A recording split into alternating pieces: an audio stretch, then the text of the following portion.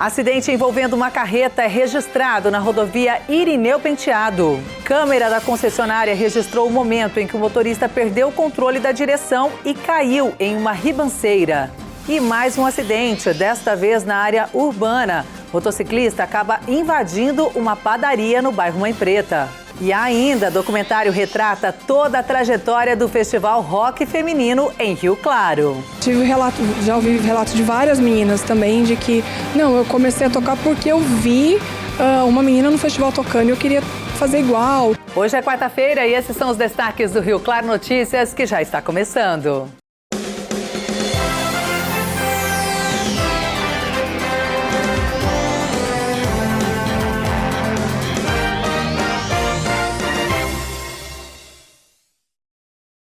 Olá, boa noite.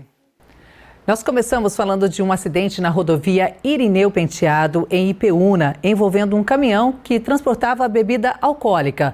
Nas imagens é possível ver o momento que a carreta trafegava quando o condutor perdeu o controle da direção e colidiu contra a defensa metálica e foi parar numa ribanceira. Polícia Rodoviária e também os bombeiros atuaram na ocorrência e, segundo informações da concessionária, apesar da gravidade, o condutor não se feriu.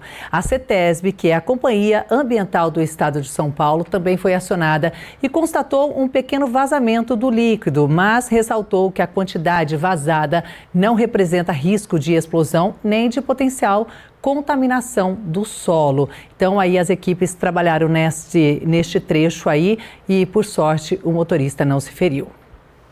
E agora falando de outro acidente, mas desta vez na área urbana. Câmeras de segurança mostram o momento onde o motociclista invade uma padaria no bairro Mãe Preta. Olha só, o impacto foi suficiente para quebrar a fachada de vidro e causar um grande susto em quem estava ali na região. Apesar da cena chocante, o gerente do estabelecimento informou à nossa equipe que a loja estava fechada e ninguém, além do motociclista, se feriu. Não tivemos informações sobre o quadro de saúde do condutor da moto, já que o gerente informou também que quando chegaram no local, ele já não estava por lá. Esse motociclista, então, teve esse acidente, essa colisão, invadiu essa padaria, mas ele não estava no local mais quando todos os proprietários ali chegaram.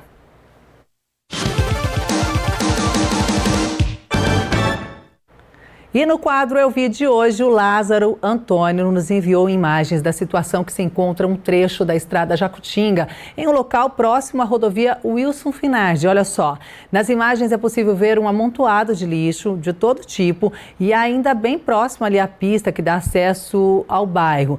Ele alega que a situação ocorre há meses, mas pouco antes da Páscoa, o local havia sido limpo, mas agora, pós-feriado, voltou a ter aí uma grande quantidade de lixo novamente, o que facilita, inclusive, a proliferação do mosquito da dengue. Ele fez um apelo para que caçambas de lixo sejam colocadas ali naquele local. E nós entramos em contato com a prefeitura, que informou que não há motivo para se descartar lixo ou entulho incorretamente, pois Rio Claro tem coleta domiciliar realizada 3 vezes por semana, ecopontos, cata-bagulho e coleta seletiva. A prefeitura realiza periodicamente limpeza em todas as regiões do município, então pede a conscientização das pessoas e não informou sobre a possibilidade de instalar compartimentos no local.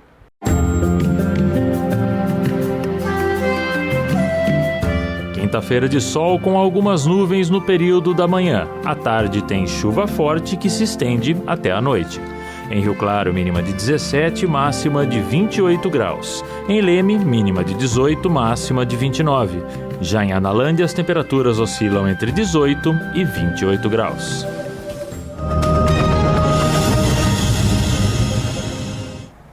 E agora vamos falar de segurança. Hoje eu recebo o Cabo Cristianini para falar de um trabalho que eu amo, eu admiro muito, viu, Cabo? Muito obrigada pela presença, por estar aqui para falar do PROERD, que é o Programa Educacional de Resistência às Drogas e também à Violência. Seja bem-vindo, muito obrigada pela presença. Estou bem feliz de estar aqui. Bom, vamos falar então desse programa que ele tem muitos anos, né, dentro da Polícia Militar. Ele é desenvolvido diretamente nas escolas para prevenir principalmente as drogas, é isso? Isso, ele é desenvolvido no sentido de conscientização, né? E ele está aproximadamente há 33 anos já no estado de São Paulo. É um programa da Polícia Militar que ao longo do tempo veio ganhando força e a gente vem desenvolvendo aí ao longo dos anos. Com resultados positivos. Sempre com resultados positivos. Agora a gente fala instrutor ou professor. Qual que é a sua função dentro do ProERD? Certo. Na verdade, a gente se denomina como instrutor. Por quê? Porque a gente tem a ideia de não tentar usurpar a função do professor. Então, uma das metodologias do ProERD é, inclusive, que a gente mantenha o professor dentro da sala de aula, para que ele nos ajude, monitore e tal. Então, a gente não tenta tirar a figura do professor, muito pelo contrário, a gente está lá para fortalecer a figura do professor em sala de aula. Perfeito. E o senhor estava dizendo também que a questão do ProERD, ele trabalha num tripé, é isso? Como que funciona esse tripé? Isso, na verdade a gente trabalha com o tripé família, polícia militar e escola. Então esse tripé é o fundamental para o sucesso do programa, sem dúvida nenhuma. Infelizmente a gente sabe que é um trabalho da sociedade também, porque infelizmente se essas crianças ou adolescentes não são assistidos pelos programas, pela família, alguém ocupa esse lugar. E, infelizmente, normalmente é o crime, é a droga, é assim mesmo, né? Exatamente. Onde os bons hábitos e os bons valores não entram, de alguma forma, esse espaço vai ser ocupado por outros tipos de coisas, né? Agora, além da prevenção contra as drogas, quais são os outros fatores, né, trabalhados também, conversados com os alunos dentro de sala de aula? Então, a gente trabalha no sentido de tomada de decisões. E essas tomadas de decisões são no sentido de que sejam de forma consciente e responsáveis. Então é lógico que o tema drogas, bebidas e tudo mais, eles entram nesse escopo. Mas a gente trabalha outros valores como bullying, saber se comunicar, saber escutar, saber tomar boas decisões. E como que é o contato desses alunos com a Polícia Militar? Porque a gente sempre fala da questão de aproximar a Polícia Militar com a comunidade. Essa é uma frente que ajuda bastante também de mostrar esse lado humanizado da Polícia Militar? Sim, é uma forma diferente, né, de ter contato, de ter acesso à Polícia Militar. Então, em sala de aula, normalmente estou rindo, estou brincando, a gente está conversando. Então, é um ambiente um pouco diferente, né, do que tradicionalmente a gente vê nas ruas, né? E o senhor está há quanto tempo na Polícia Militar e esse trabalho como instrutor, ele é voluntário dentro da PM? Exatamente. Eu estou há 12 anos, agora em maio eu completo 12 anos na Polícia Militar e como instrutor há 5 anos.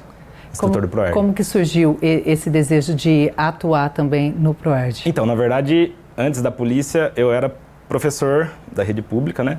Estava numa outra condição e a Polícia Militar acabou acontecendo, né? Acabei prestando concurso e entrando.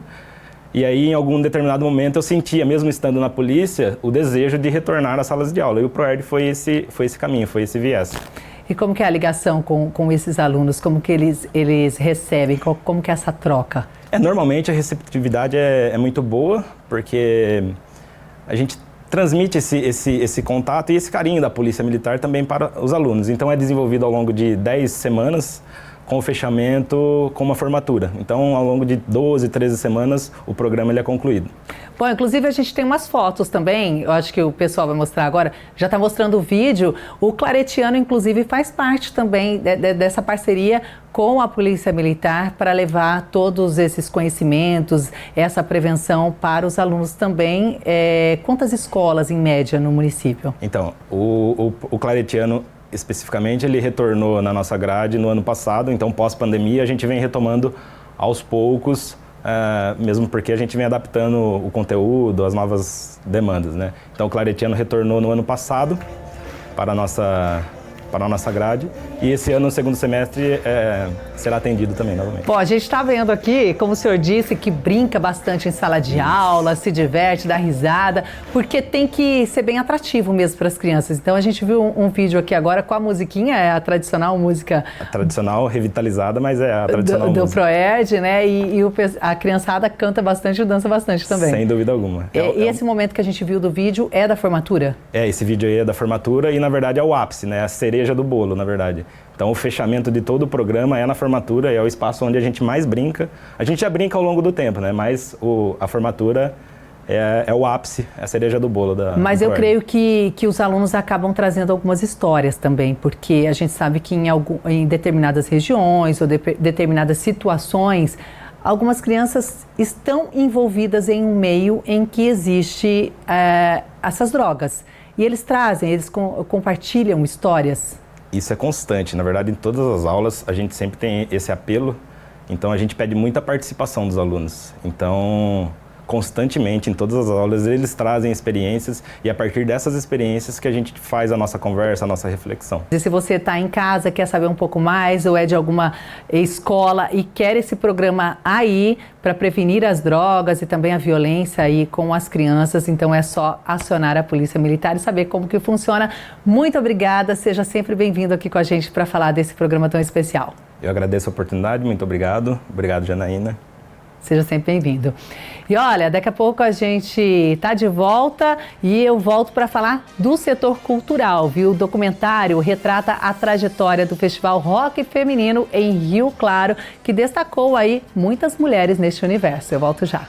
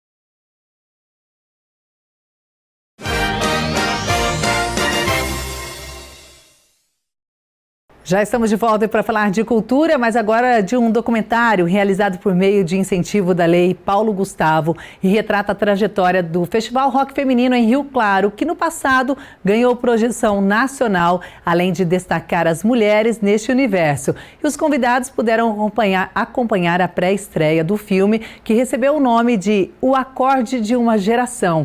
E, inclusive, eu faço parte deste projeto que está lindo. Vamos conferir. O Festival Rock Feminino, criado em Rio Claro, sempre atraiu grande público, prova de que caiu no gosto dos fãs deste segmento. Eu frequentei a maioria das edições e era muito legal para conhecer muita banda diferente, que a gente, depois de um tempo até ia ouvia falar mais, ficava conhecida, tudo mais, e depois até o próprio Festival Rock Feminino, ele começou a trazer bandas que já eram conhecidas do cenário musical. Para quem gostava de rock na época, era a melhor coisa saber que teria todo ano e que seria sempre de ótima qualidade as bandas escolhidas para tocar. Destacou artistas e ganhou o Brasil. Virou notícia, se consolidou e virou lei. O Dia do Rock Feminino é celebrado na cidade no terceiro sábado do mês de março, mas a idealizadora só teve noção do quão grande era o projeto agora, anos após a sua última edição. Eu só fui, acho que cai minha ficha, perceber o que foi isso. assistindo esse material, né? A hora que eu vi o depoimento das pessoas, a hora que eu vi as imagens antigas, né? As matérias de jornal que saíram, eu falei, poxa, nossa, eu acho que isso foi grande, sabe? Quando depois que dá aquele choque de realidade, depois que você olha com um certo distanciamento de tempo, né? O rock feminino, ele sempre vai ser marcado como um patrimônio imaterial da nossa cidade, e esse documentário ele precisa ser distribuído em todas as escolas e principalmente nessa geração, para que eles saibam e tenham orgulho da nossa cidade cada vez mais e principalmente saibam onde e como encontrar referências para se inspirar. O acorde de uma geração que começou com o objetivo de destacar mulheres em um universo que até então era ocupado apenas pelos homens, que destacou muitos nomes que podem ser vistos até hoje em palcos do Brasil e do mundo. Eu já tocava uns instrumentos, né? Mas a gente montou uma banda para tocar no rock feminino e foi aí que eu senti o prazer que é subir num palco e tocar e levar a sua música para outras pessoas. Então, através disso, nunca mais parei. Daí eu continuei minha jornada tocando com muitas bandas. Hoje em dia eu tenho uma banda que se chama Escrota, é uma banda também com mulheres. E a gente tá, assim, tocando em grandes festivais. A gente fez o Knot Fest, Rock in Rio. Tocar num estádio foi uma emoção muito grande, com grandes bandas. A gente tá rodando pro Brasil todo. Turnê no meio do ano, lançamento de CD. Então, assim, falta muito pra ainda eu chegar onde eu quero, né? Mas o rock feminino contribuiu totalmente para que eu pudesse continuar minha trajetória. Tudo isso agora faz parte de um documentário realizado por meio de incentivo da Lei Paulo Gustavo. A proposta inicial aprovada pela Lei Paulo Gustavo era um curta-metragem. Mas na hora que a gente juntou todo o material e viu a quantidade, né, o volume de material que tinha, a gente falou, não, vai ter que fazer um longa, porque não dá para cortar. Quando você chega e coloca aquela quantidade de material, não cortar para virar um curta, vai perder muita coisa, tem muita coisa importante que precisa estar. Então foi nesse processo que acabou se tornando um longa-metragem. E não foi fácil decidir o que faria parte do filme, que acabou se tornando um longa-metragem com 1h e 17 minutos de duração. Um processo que contou com profissionais de diversas áreas. Era um material muito grande, a quantidade de imagens antigas principalmente, todas em DVD. A gente teve que capturar, o formato era complicado para trabalhar nos padrões de hoje, nos programas que a gente tem hoje.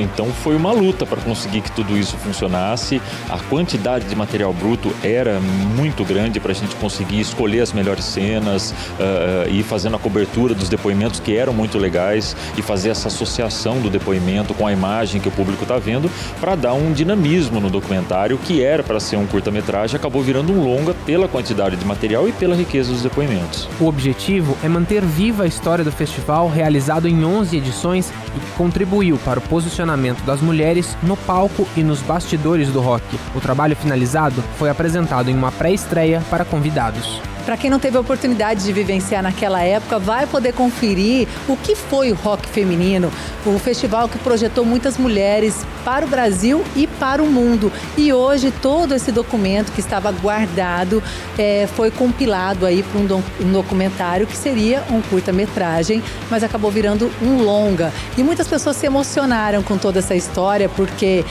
revolucionou o rock na cidade, revolucionou o rock para as mulheres e até hoje ele continua sendo referência. 2 anos, digamos, de produção para poder compilar todo esse material e deixar redondinho para que as pessoas entendessem a relevância do que foi e do que é o Festival do Rock Feminino. Para quem foi revelada no festival e que depois ganhou o mundo com sua trajetória musical, é uma oportunidade não só de matar a saudade, mas de refletir. A gente vê, né, que nas primeiras edições a Vivi fez com muito sangue, assim, muita vontade que acontecesse. Não tinha equipamento, não tinha aparelhagem, mas o público comparecia, eles valorizavam, eles prestigiavam muito, mas hoje em dia eu acho que perdeu um pouco o interesse do público, talvez por outros motivos, né? A internet tá aí e as aparelhagens eram muito diferentes do que é hoje. Hoje é muito mais profissional, né? Lá no começo era com muita vontade de fazer acontecer, com muita vontade de tocar. Era isso que motivava. É pelo exemplo que a gente acaba moldando, né? Eu tive vontade de ter uma banda porque eu vi outras meninas, outras mulheres tocando e quis fazer igual. E já ouvi relatos de várias meninas também de que, não, eu comecei a tocar porque eu vi uma menina no festival tocando e eu queria fazer igual, ou eu montei uma banda porque eu queria tocar no festival, e eu vi isso criando um público e criando artistas pelo exemplo. O Rio Claro Notícias fica por aqui, lembrando que você pode rever as nossas reportagens lá no nosso canal no YouTube. Não deixe de nos acompanhar também lá no Instagram. Uma ótima noite para você e até amanhã. Tchau, tchau.